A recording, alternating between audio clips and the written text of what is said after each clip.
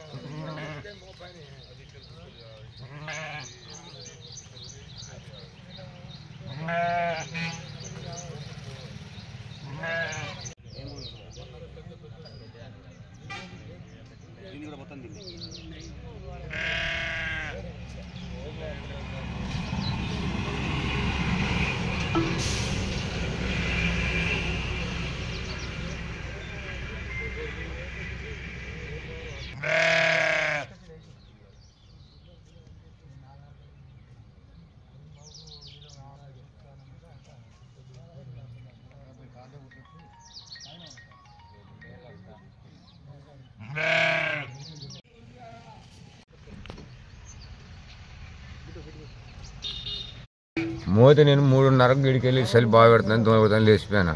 అష్టలకలకి పైన అయింది. ఇప్పుడు 6కి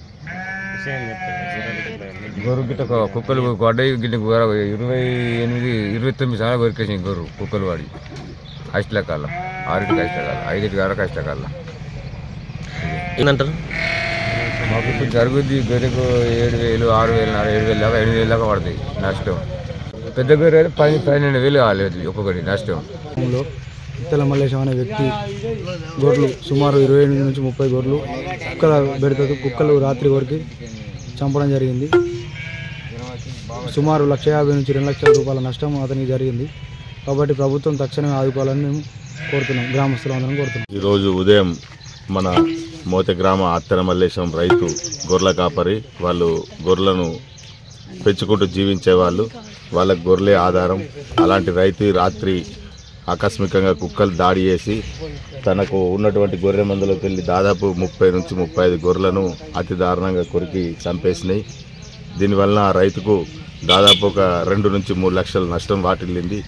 కాబట్టి తక్షణమే ఇట్టి రైతుకు గవర్నమెంట్ ఏ విధంగానైనా సాయం చేసి వాళ్ళ కుటుంబాన్ని ఆదుకోవాల్సిందిగా మేము కోరుతున్నాం.